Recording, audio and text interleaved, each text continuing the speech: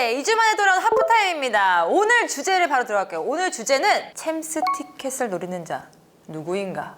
누구인가? 누가 소리를 내었는가? 죄송합니다. 연기를 잘 못해요, 제가. 자, 좀 어색했죠? 네. 네, 죄송합니다.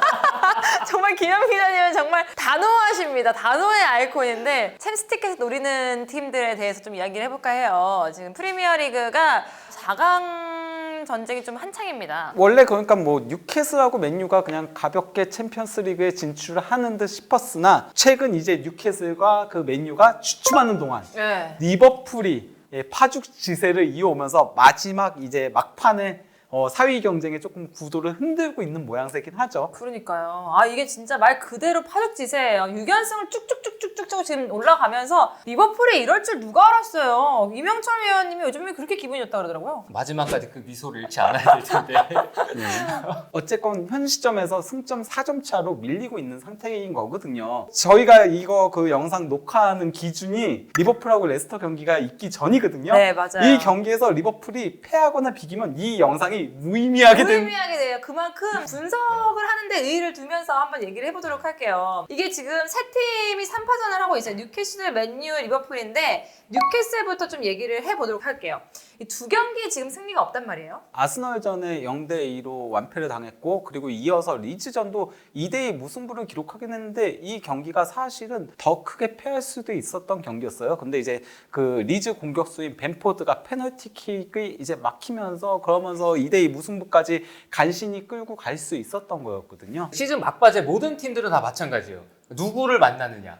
이게 지금까지 우리가 어떤 흐름을 타고 있었느냐도 중요하는데 시즌 막바지에 우리가 만나게 될 대상들이 상태가 어떠느냐도 저는 상당히 중요하다고 보거든요. 그렇죠. 그러니까 그런 의미에서 시즌 막바지에 만나기 가장 좋은 상태는 그냥 얘네들이 경기에 큰 의미 없이 나와야 되는 팀들. 중위권에 이제 자연스럽게 안착해서 이 경기 그냥 이기든 지든 나는 모르겠다. 나는 이제 놀러 가야지. 이런 생각, 물론 이제 선수들이 그런 생각을 하지는 않겠지만 그런 어떤 마음가짐으로. 왜냐하면 절박한 팀들은 하나를 해도 더 하거든요. 그렇죠. 머리를 한 번 더 들이밀어도 들이밀잖아요. 시즌 막바지에 만나면 까다로운 팀들이 우승 경쟁하고 있는 혹은 순위 경쟁하고 있는 또 더 무서운 팀은 내일이 없는 팀. 강등 잔류를 결정지어야 되는 팀들, 이런 팀들이잖아요. 그래서 뉴캐슬이 아스날, 리즈를 만났는데 아스날은 지금 우승 도전하고 있죠. 리즈는 살아남아야 되는 팀이잖아요. 이런 팀을 상대로 뉴캐슬이 성적을 잘 못 냈죠. 대진이 안 좋았다. 대진도 안 좋았고 그리고 리즈전은 뉴캐슬이 다른 팀과의 경기에서 승점을 잃은 것보다 훨씬 더 크게 다가왔을 거예요. 그러니까 아래쪽에 있는 팀이니까 잡았어야 될 팀이지만 이거는 상황이 몹시 좋지 않았고 리즈가 또 감독 경질이라는 초강수를 던졌잖아요. 그랬죠. 네, 이럴 때 선수들이 뭔가 한번 해가지고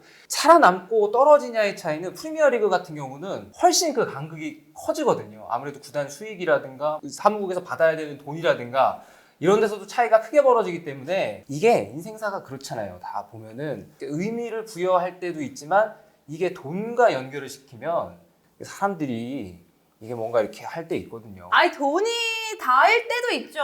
그렇죠. 네, 그러니까. 네, 그래서 그러니까. 뉴캐슬이 지금 상황이 안 좋았다. 네. 거기다 이제 뭐 뉴캐슬 조금 더 얘기를 드리자면요. 일단 그 최근에 계속 잘 나갔던 데는 칼럼 윌슨하고 이제 이삭하고 둘이 번갈아 가면서 나와도 누가 나와도 골을 넣는, 그리고 교체 투입되면 교체 투입돼서 골을 넣는 그런 모습들이 있었는데 이제 생막시맹이 조금 부상 후 빠졌을 때 뭐 앤서니 고든 같은 선수들 썼는데 완전히 엉망이었거든요. 앤서니 고든은 현 시점까지만 놓고 보면은 완전히 실패한 영입에 가까워요.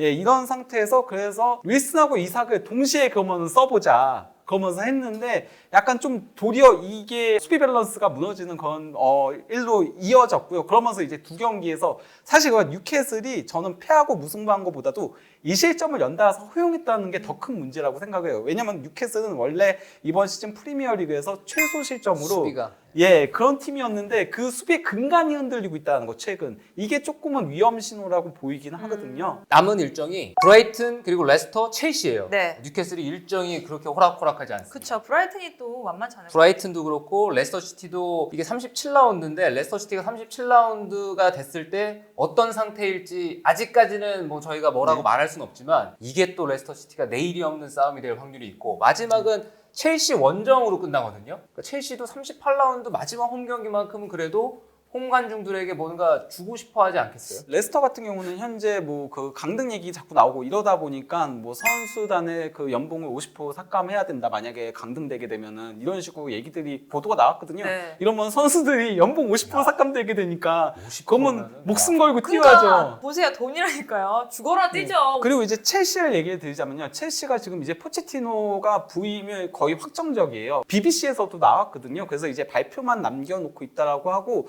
근데 이제 포체티노가 다음 시즌 부임할 예정이긴 한데 램파드와 협력을 할 예정이래요. 그러니까 남은 시즌 동안 조금 조언 같은 것들을 할 거라고 하더라고요. 정말 이상한 선택을 그거는 끝까지 그렇게 진짜 하는. 그러니까. 근데 어쨌건 그러면은 포체티노 효과가 발생할 수 오히려? 있는 가능성도 있다는 거죠. 램파드면은 도리어 기대감이 전혀 없을 텐데 남은 세 경기가 좀 그럴 가능성은 있다는 거죠. 알겠습니다. 자, 그럼 뉴캐슬은 그렇다 치고 맨유도 지금 순랑이가 조금 생각보다 맨유가 그렇게까지 조금 지금 주춤하고 있는데, 특히 완전히 주춤하고 있잖아요. 그런데도 그렇게까지 흔들리는 모습은 좀 보이지 않는 것 같아요. 맨유 같은 경우는 이제 최근 11경기에서 5승 2무 4패 다소 이제 주춤한 상태인 거죠. 거기다가 이제 무엇보다도 이제 원정에서 2승 2무 5패를 당하고 있거든요. 근데 원정에서 패하는 건 왜 그런 걸까요? 그거는 이유가 있어요. 맨체스터 유나이티드 지난 주말 경기를 중계를 했는데 맨체스터 유나이티드가 이번 시즌에 예정된 경기 숫자가 FA컵 결승까지 하잖아요. 그러면 62경기예요. 지난 시즌에 맨체스터 유나이티드가 소화한 경기 수가 49경기였어요. 네. 그러면 거기서 차이가 벌어지죠. 그리고 이번 시즌 중간에 월드컵 있었죠.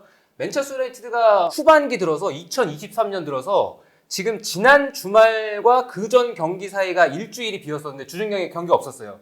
그게 처음이었어요. 그럴 정도로 지금 지칠 대로 지쳐 있었어요. 네. 체력 수준 플러스 거리감 때문에. 이거는 원정에서 집중력 떨어지고 발들이 무거워지는 거는 어느 정도 안타까운 측면이 있어요. 그 유로파리그에서 차라리 탈락한 게 맨유 입장에서는 도리어 다행이다 싶을 정도거든요. 지금 그가 맨유가 리산드로 마르티네스하고 바란이 동시에 부상을 당하면서 지금 수비도 흔들리고 있고요. 근데 이제 그나마 그래도 홈에서는 어떻게든 꾸역꾸역 이기고 있는 모습들. 근데 경기 내용은 사실 그렇게 좋지 못해요. 그걸 보여주는 게 맨유의 골득실이 플러스 10으로 지금 4위 경쟁하는 팀들 중에서 가장 떨어져요. 네. 그러니까 뉴캐슬이 플러스 32골이고 또 이제 리버풀이 플러스 25골, 심지어 브라이턴보다도 떨어지는 모습을 보여주고 있거든요. 거기다가 이제 공격진에서도 레시포드가 이제 그러니까 그나마 2023년 들어서 미친 득점력을 보여주면서 상승세를 이끌었었는데 그 레시포드도 이제는 지쳐가지고 제대로 모습을 보여주지 못하고 있고, 또 이제 뭐 산초라던가 뭐 그리고 마샬이라던가 이번 시즌 내내 안 좋았거든요. 안토니 같은 경우도. 그렇죠.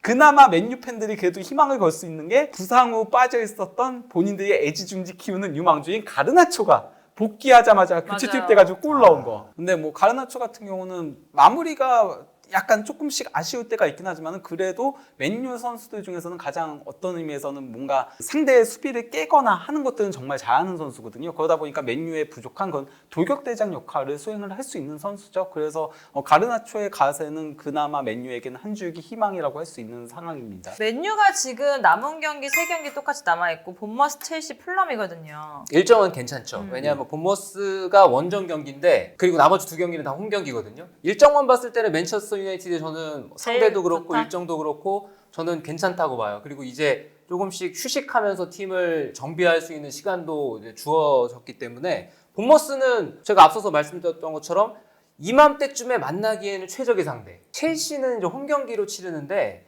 첼시는 이게 유일한 변수가 될 가능성이 크다. 그리고 마지막 풀럼은 이제 풀럼과의 38라운드가 또 홈 경기이기 때문에 풀럼이 마지막 경기고 원정 경기고 풀럼은 순위에 그렇게 크게 의미가 없는 상황이라서 일정은 저는 괜찮다는 생각이 들어요. 다만 이제 그 본머스 원정에서 만약에 지금의 원정 부진이 그대로 이어지게 된다면은 그래서 발목이 잡히면 이때부터는 맨유도 그렇죠. 말 큰일이야, 그대로 큰일이야. 똥줄 타게 되는 거인데다가 거기다가 이제 뭐 첼시 같은 경우 뭐 워낙 라이벌 구도가 있고 또 이제 풀럼 같은 경우도 저는 FA컵에서의 그 사건이 있었기 때문에 미토비치가 그 8경기 그 징계를 받는 그런 일이 있었잖아요.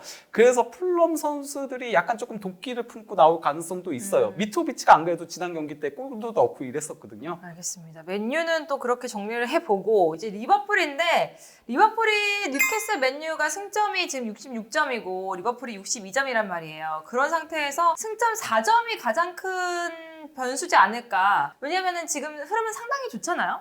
그렇죠. 리버풀이 지금 6연승 중이잖아요. 그리고 8경기 연속 무패 달리면서 대역전극을 노리고 있는데 이 팀이 본머스 맨체스터 시티는 연속으로 패할 때까지만 해도 아 진짜 이번 시즌 우리 끝났다. 네. 챔피언스리그는 아, 우리가 못 나가는구나. 아예 기대감이 없었어요. 왜냐하면 시즌 시작부터 해서 상황이 좋지 않았고 그리고 이제 클럽 감독의 지도력 또 라커룸 장악력이 이제 드디어 끝난 거 아니냐. 그리고 리버풀의 어떤 시스템상 선수들이 전방 압박 활발히 하고 열심히 하고 뭐 돌격 앞으로 이런 스타일이니까 이게 시간이 오래되다 보면 아무래도 체력적으로 점점 이제 누적된 피로가 있고 그래서 이게 리버풀이 변화가 여러 가지로 필요한 거 아니야 이런 얘기들이 정말 많이 나왔었거든요. 네, 그런데 지금 모습 봤을 때는 이 시즌 막바지로 가면 모두 다 힘들잖아요. 네. 모두 다 힘들기 때문에 한 발씩 뛰는 게 불가능해지고 그리고 수비 집중력을 살리기도 어려워지고 이럴 때는 누가 더 앞에서 때려박느냐 싸움이에요. 누가 더 열심히 때려박고 그리고 다양한 선수들이 그냥 그 기회들이 왔을 때 골 결정력을 살릴 수 있느냐의 싸움인데 리버풀은 클럽 감독이 이걸 의도를 했는지는 모르겠는데 공격수는 진짜 엄청나게 사모았어요. 그렇죠. 네, 그래서 이런 선수들이 최근에 활약하고 있고 또 살라가 최근에 어쨌거나 하나씩 계속 해주잖아요. 거기다가 이제 리버풀의 상승세는 사실상 그러니까 아스널하고의 2대2 무승부부터 시작이었어요. 사실 그러니까 첼시전 0대0 무승부 그리고 또 이제 아스널전 전반전 0대2로 지고 있을 때까지만 하더라도 리버풀 이대로 무너지는 줄 알았었는데요. 근데 그 후반전에 이거는 클롭 감독이 직접 얘기한 건데요. 거기서부터 이제 전술 변화를 가져온 게 완전히 주요를 했어요. 뭐냐면은 아놀드를 아예 8번으로 썼어요. 그러니까 미드필더로. 그거 아예 클롭 감독이 얘기했거든요. 8번으로 썼다라고 얘기했는데 그러면서 그냥 야 우리 실점해도 괜찮아. 우린 대신 더 넣을 거야. 그러니까 3골 먹히면 4골 넣겠다. 그러면서 아놀드를 공격적으로 올려버린 게 대박을 치면서 지금 6연승으로 이어진 거거든요. 아스널하고의 후반전부터 놓고 보면 7연승이나 마찬가지인 거예요. 그런 모습을 보여주면서 지금 굉장히 파죽지세를 이어오고 있는 형태인데다가 또 이제 학포, 살라, 조타 이 세 명이 번갈아가면서 계속 골들을 몰아넣고 있죠. 누네스만 안 터져고 네. 있는 게 유일한 아쉬움이라고 할 수 있습니다. 그러니까요. 그러면은 이제 세 팀은 얘기를 했고 브라이튼을 얘기를 안 하려고 그랬는데 보니까 가장 많은 경기가 남아있어요. 지금 4경기가 남아있단 말이에요. 이게 또 변수가 되지 않을까요? 최대 변수죠. 브라이튼이 58점인데 이제 4경기가 남았잖아요. 저희 녹화 기준으로. 그래서 뉴캐슬 원정, 사우스햄튼, 맨체스터 시티와의 홈 경기, 그리고 마지막에 아스톤 빌라 원정 경기인데 이 상대들이 사우스햄튼 제외하면은 다 뭔가가 걸려 있는. 그리고 마지막까지 이제 희망의 부푼 꿈을 가지고 싸울 확률이 높은 팀들이에요. 근데 맨시티는 이때쯤이면 끝나 있지 않을까요? 31승만 거두면 돼가지고 예. 근데 맨체스터 시티는 그래도 이거 하지 않을까요? 그렇죠. 네, 지금 끝나도 하지 않을까요? 끝나도 할수 맨체스터 있을 것 시티인데? 같아요. 맨시티는 지금 11연승을 달리고 있는데다가 혼란의 40골 깨기 하기 할 거예요 분명히. 그래서 당장 그 지난 주말 에버턴 경기에도 혼란은 넣었거든요. 변수가 하나 있으면 챔피언스리그 결과겠죠. 챔피언스리그에서 원하는 결과를 레알과의 준결승에서 얻지 못했다. 사기가 떨어질 수 있는데 또 이 팀이 대회가 다 끝난 게 아니잖아요. 지금 FA컵이라는 중요한 타이틀이 걸린 경기가 한 경기 있기 때문에 37라운드 정도면 다시 뭔가 각성해서 과르디올라 감독의 선수들이 느슨해지는 거를 가만히 또 볼 인물은 아니니까. 축구공은 둥글잖아요. 어떻게 될지 모릅니다. 저희는 뭐 뉴캐슬과 맨유가 4위 안에 들 것이다라고 예상을 했지만 전문가들의 예상을 뒤엎는 게 또 축구더라고요. 그렇기 때문에 이 두 분이 얼마나 마지막까지 잘 맞출 수 있는지 여러분들 지켜보시길 바라겠습니다.